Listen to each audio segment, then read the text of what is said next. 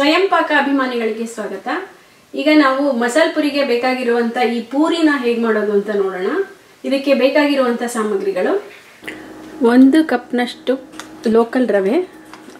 ನಾವು ಉಪ್ಪಿಟ್ಟು ಮಾಡ್ತೀವಲ್ಲ, ದಪ್ಪದಲ್ಲ, ಬನ್ಸಿ ರವೆ ಅಲ್ಲ, ಈ ಥರ ಫೈನ್ ಸೂಜಿ ಅಲ್ಲ, ಕೋರ್ಸ್ ಸೂಜಿ ಅಂತ ಸಿಗುತ್ತಲ್ಲ, ಅದು 1 ಕಪ್ನಷ್ಟು. 1/4 ಟೀ ಸ್ಪೂನಷ್ಟು ಉಪ್ಪು.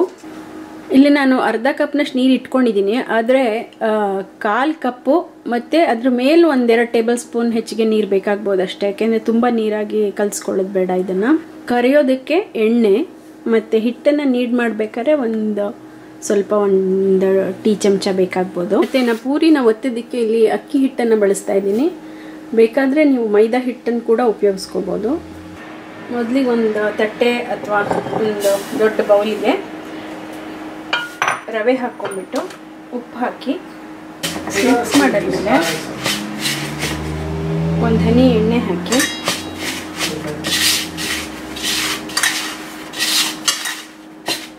ಇದನ್ನು ಮಿಕ್ಸ್ ಮಾಡಿದ್ಮೇಲೆ ಸ್ವಲ್ಪ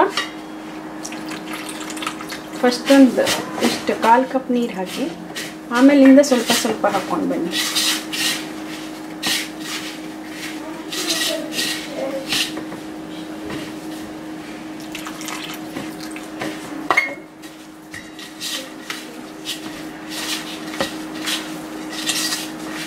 ನಾವು ಉಪ್ಪಿಟ್ಟಿನ ರವೆ ಉಪಯೋಗಿಸ್ತಾ ಇರೋದ್ರಿಂದ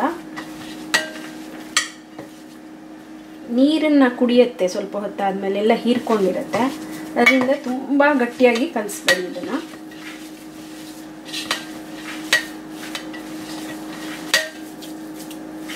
ನೋಡಿ,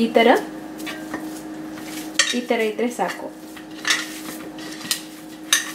ಸ್ವಲ್ಪ ನೀರಿನ ಸೈಡಲ್ಲೇ ಇದೆ, ಅಂದರೆ ತುಂಬ ನೀರಲ್ಲ, ಈ ಥರ ಇರುತ್ತೆ ಹಿಟ್ಟು, ಈ ಥರ ಇರುತ್ತೆ.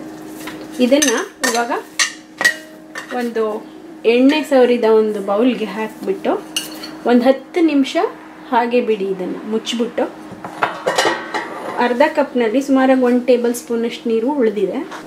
ಈಗ ಇದು 10 ನಿಮಿಷ ಆಗಿದೆ. ಆಗಲೇ 10 ನಿಮಿಷ ಹಿಂದೆ ಇದ್ದಿದ್ದೊಂದು ಕನ್ಸಿಸ್ಟೆನ್ಸಿಗೂ ಈಗೂ ನೋಡಿ ಸ್ವಲ್ಪ ಗಟ್ಟಿಯಾಗಿದೆ ಇದು. ಇವಾಗ ಇದನ್ನು ಚೆನ್ನಾಗಿ ಒಂದು 2-3 ನಿಮಿಷ ನೀಡ್ ಮಾಡಬೇಕು. ಇದನ್ನು ಬೇಕಾದರೆ ಸ್ವಲ್ಪ ಎಣ್ಣೆನ ಕೈಗೆ ಸವರ್ಕೊಂಡ್ಬಿಟ್ಟು ನೀವು ಒಂದು 2-3 ನಿಮಿಷ ಚೆನ್ನಾಗಿ ಇದು ಸಾಫ್ಟ್ ಡೋ ಆಗೋ ತನಕ ನೀಡ್ ಮಾಡಬೇಕು. ಈಗ ಇದನ್ನು ನಾನು ಹೆಚ್ಚು ಕಮ್ಮಿ 3 ನಿಮಿಷದಿಂದ ನೀಡ್ ಮಾಡಿದ್ದೀನಿ. ಇದನ್ನು ಈಗ ಸಖತ್ ಸಾಫ್ಟಾಗಿ ಆಗಿದೆ, ಹಿಟ್ಟು ಕರೆಕ್ಟಾಗಿದೆ.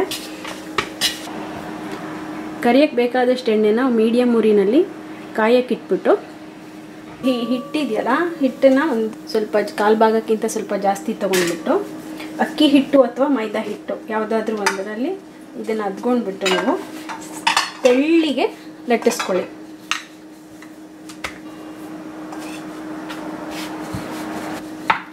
ನಿಮ್ಗೆ ಈ ಥರ ಮಾಡೋದು ಬೇಡ ಅಂತಂದರೆ ಇಷ್ಟಿಷ್ಟು ಸಣ್ಣದಾಗಿ ಉಂಡೆಗಳನ್ನು ಮಾಡಿಕೊಂಡು ಇದನ್ನು ಒತ್ಕೊಂಡು ಒಂದೊಂದಾಗಿ ಹಾಕ್ಕೋಬೋದು.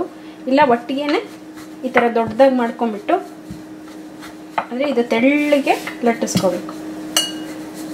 ಈ ಥರದ್ದು ಯಾವುದಾದ್ರು ಒಂದು ಶಾರ್ಪ್ ಎಡ್ಜ್ ಇರುವಂಥ ಸರ್ಕಲ್ ಆಗಿರುವಂಥ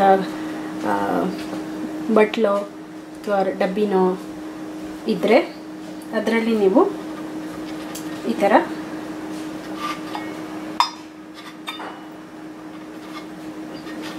ಥರ ಮಾಡ್ಕೊಂಡ್ಬಿಟ್ಟು ಇದನ್ನೆಲ್ಲ ಎತ್ಕೊಂಡ್ಬಿಡಿ.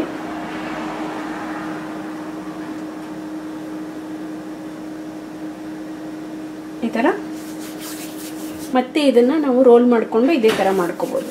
ಈಗ ಎಣ್ಣೆ ಕಾಯಿಗೆ ಇಟ್ಟಿದ್ದೀವಲ್ಲ, ಅದು ಕಾದಿದೆಯಾ ನೋಡೋಣ. ಈಗ ಮೇಲೆ ಬರ್ತಾ ಇದೆ. ಸೊ ಕಾದಿದೆ ಇದು. ಇದಕ್ಕೆ ಎಣ್ಣೆ ಚೆನ್ನಾಗೇ ಕಾಯಬೇಕು, ಆದರೆ ಹೈ ಹೀಟಲ್ಲಿ ಇಟ್ಕೊಬೇಡಿ. ಒಂದ್ಸಲ ಎಣ್ಣೆ ಕಾದ್ಮೇಲೆ ಮೀಡಿಯಮ್ ಊರಿನಲ್ಲಿ ಇಟ್ಕೊಳ್ಳಿ. ಹೈ ಹೀಟ್ ಇಟ್ಕೊಂಡ್ರೂ ಬೇಗ ಕಲರ್ ಸೀದ್ ಹೋಗುತ್ತೆ, ಆದರೆ ನಿಮಗೆ ಅದು ಕ್ರಿಸ್ಪಿಯಾಗಿ ಆಗಿರಲ್ಲ. ಈಗ ಇದು ಬಿಸಿಯಾಗಿರುವಂಥ ಎಣ್ಣೆಗೆ ನಾವು ಮಾಡಿಟ್ಕೊಂಡಿದ್ದೀವಲ್ಲ, ಅದನ್ನು ನಿಧಾನವಾಗಿ ಹಾಕಿ ಇದಕ್ಕೆ ಎಣ್ಣೆ ಚೆನ್ನಾಗಿ ಕಾದಿರಬೇಕು. ಎಣ್ಣೆ ಚೆನ್ನಾಗಿ ಕಾದಿಲ್ಲ ಅಂತಂದರೆ ನಿಮಗೆ ಊದಲ್ಲ. ನೋಡಿ ಎಷ್ಟು ಚೆನ್ನಾಗಿ ಉದ್ಕೋತಾ ಇದೆ. ಈ ಥರ ಎಷ್ಟು ಕ್ಲೀನಾಗಿ ಊದ್ಕೋತಾ ಇದೆ ಇದು. ಸೊ ಅದರಿಂದ ಎಣ್ಣೆ ಇದು ಚೆನ್ನಾಗಿ ಕಾದಿರಬೇಕು. ಎಣ್ಣೆ ಚೆನ್ನಾಗಿ ಕಾದ್ಮೇಲೆ ನೀವು ಮೀಡಿಯಮ್ ಉರಿನಲ್ಲೇ ಇಟ್ಕೊಂಡು ಕರೀರಿ. ಮತ್ತು ಎರಡು ಕಡೆನೂ ಸ್ವಲ್ಪ ಗೋಲ್ಡನ್ ಬ್ರೌನ್ ಬರುವಷ್ಟು ಕರೆದ್ರೆ ನಿಮಗೆ ಕ್ರಿಸ್ಪಿನೆಸ್ ಇರುತ್ತೆ. ಇಲ್ಲ ಅಂತಂದರೆ ಏನಾಗುತ್ತೆ ಅಂದರೆ ಸ್ವಲ್ಪ ಮಧ್ಯಭಾಗ ನಿಮಗೆ ಒಂದು ಸ್ವಲ್ಪ ಗಟ್ಟಿ ಇದ್ದಂಗಿರುತ್ತೆ. ಲೈಟ್ ಬ್ರೌನ್ ಆಗಿದೆ. ಇದನ್ನು ತೆಗೆದು ಪೇಪರ್ ಟವಲ್ ಮೇಲೆ ಹಾಕ್ಕೊಳ್ಳಿ. ಇದೇ ಥರ ಉಳಿದಿರೋದನ್ನು ಮಾಡಿಬಿಟ್ಟು ಕರ್ಕೊಳ್ಳಿ. ಇದೆ ಮಧ್ಯದಲ್ಲಿ ಒಂದೊಂದು ಪೂರಿಗಳು ಈ ಥರ ಆಗುತ್ತೆ. ಇದನ್ನು ನೀವು ಮಸಾಲೆ ಪೂರಿಗೆ ಉಪಯೋಗಿಸ್ಕೋಬೋದು. ಇದು ಕೈಗೆ ಅಂಟ್ಕೊಳ್ದಲ್ಲೇ ಇರೋ ಹಾಗೆ ನೀವು ಹಿಂಗೆ ಹಾಕೋಕ್ಕೆ ಸ್ವಲ್ಪ ಕೈನ ಹಿಟ್ಟಲ್ಲಿ ಅದ್ಕೊಂಡ್ರೆ ನೀವು ಆರಾಮಾಗಿ ಕೈ ಗಂಟಲ್ಲ ಇದನ್ನ ಹಾಕಬೇಕಾದ್ರೆ. ನೋಡಿ ಇದೆಷ್ಟು ಕ್ರಿಸ್ಪಿ ಆಗಿರೋದಕ್ಕೆ ಇದೆ ಅನ್ನೋದಕ್ಕೆ. ನೀವು ಬರೀ ಮಸಾಲೆ ಪುರಿನೇ ಮಾಡ್ತೀನಿ ಅನ್ನೋದಾದರೆ ಇದನ್ನು ನೀವು ಸರ್ಕಲ್ಲಾಗೆ ಮಾಡಬೇಕಂತ ಏನಿಲ್ಲ ಮಸಾಲೆ ಪುರಿಗೆ, ಏಕೆಂದರೆ ನಾವು ಅದನ್ನು ಪುಡಿ ಮಾಡೇ ಮಾಡ್ತೀವಲ್ವಾ. ಅದರಿಂದ ಈ ಫಸ್ಟ್ ಫೋರ್ಕಲ್ಲೆಲ್ಲ ಚುಚ್ಚಿಬಿಡಿ. ಫೋರ್ಕಲ್ಲೆಲ್ಲ ಚುಚ್ಚೋದ್ರಿಂದ ನಿಮಗೆ ಇದು ಉಬ್ಬಲ್ಲ ಆವಾಗ. ಸೊ ಇದನ್ನು ತುಂಬ ತೆಳ್ಳಗೆ ಮಾಡ್ಕೋಬೇಕಂತ ಇಲ್ಲ, ಈ ಥರ ಮಾಡ್ಕೊಳ್ಳಿ. ಎನಿವೇ ಎಲ್ಲ ಕಡೆಗೂ ಈ ಫೋರ್ಕಿಂದ ಒಂದು ಚುಚ್ಚಿರೋದಂಥ ತೂತಗಳಿರುತ್ತಲ್ಲ, ಸೊ ಊದ್ಕೊಳ್ಳಲ್ಲ ಆವಾಗ. ಇಲ್ಲ ಅಂತಂದರೆ ಸಿಂಪಲ್ಲಾಗಿ ನಾನು ಯಾವಾಗಲೂ ಮಾಡೋದೇನು ಅಂತಂದರೆ ಈ ಸರ್ಕಲ್ ಶೇಪ್ ಮಾಡೋದೇ ಇಲ್ಲ. ರ್ಯಾಂಡಮ್ ಆಗಿ ನಮಗೆ ಸ್ಕ್ವೇರ್ ಶೇಪು ಯಾವುದೋ ಒಂದು ಬೇರೆ ಬೇರೆ ಶೇಪ್ಗಳನ್ನು ಮಾಡಿಬಿಟ್ಟು ಮಾಡಿಟ್ಕೋಬೋದು. ಯಾಕೆ ಅಂತಂದರೆ ಅದಕ್ಕೆ ನಾವು ಅದು ಕೈನಲ್ಲಿ ಕ್ರಷ್ ಮಾಡೇ ಹಾಕೋದ್ರಿಂದ ನೀವು ಯಾವ ಶೇಪಲ್ಲಿ ಬೇಕಾದರೂ ಮಾಡ್ಕೋಬೋದು.